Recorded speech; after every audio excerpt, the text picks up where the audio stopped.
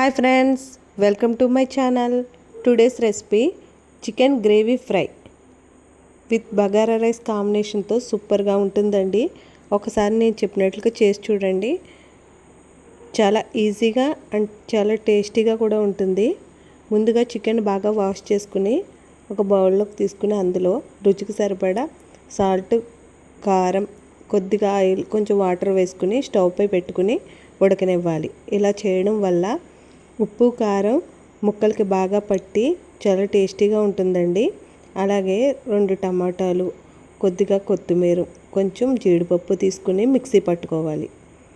ఒక ప్యాన్ పెట్టుకుని స్టవ్ వెలిగించుకుని అందులో ఆయిల్ వేసుకుని ఉల్లిపాయ, పచ్చిమిర్చి, కరివేపాకు, కొద్దిగా కొత్తిమీర, ఇంకా కొన్ని జీడిపప్పు పలుకులు వేసుకుని బాగా ఫ్రై చేసుకోవాలి.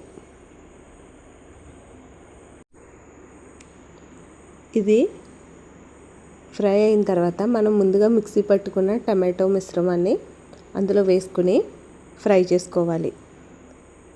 ఈ టమాటో పేస్ట్ వేయడం వల్ల గ్రేవీ వచ్చి ఫ్రై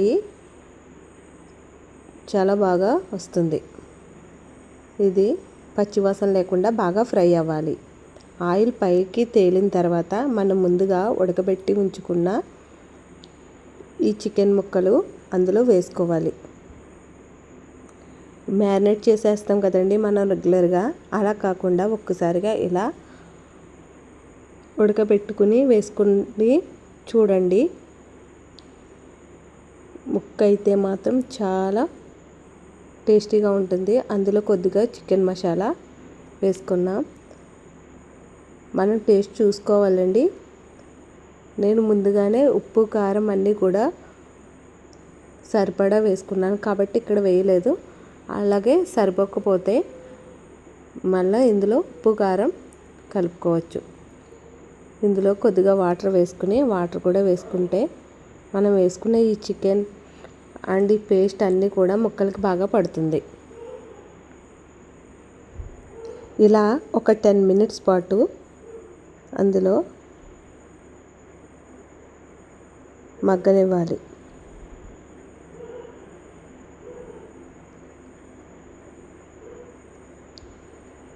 మనం ఎప్పుడూ చేసేలా కాకుండా చికెన్ ఫ్రై ఇలా చేసి చూడండి.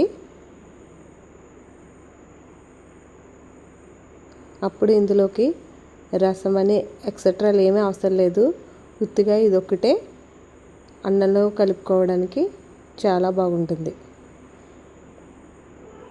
చూడండి, ఇలా దగ్గర పడిన తర్వాత ఆయిల్ పైకి తేలినట్టు వస్తుంది. అప్పుడు స్టవ్ ఆఫ్ చేసుకోవాలి. అంతే అండి, చికెన్ గ్రేవీ ఫ్రై అయితే రెడీ. బగారా రైస్ అన్నది నెక్స్ట్ వీడియోలో పోస్ట్ చేస్తాను. మీకు ఈ వీడియో కనుక నచ్చినట్లయితే ప్లీజ్ అండి లైక్ చేయండి, షేర్ చేయండి, కామెంట్ చేయండి అండ్ సబ్స్క్రైబ్ చేయడం మాత్రం మర్చిపోకండి. పక్కనే ఉన్న బెల్ ఐకాన్ ట్యాప్ చేయండి. Thank you for watching.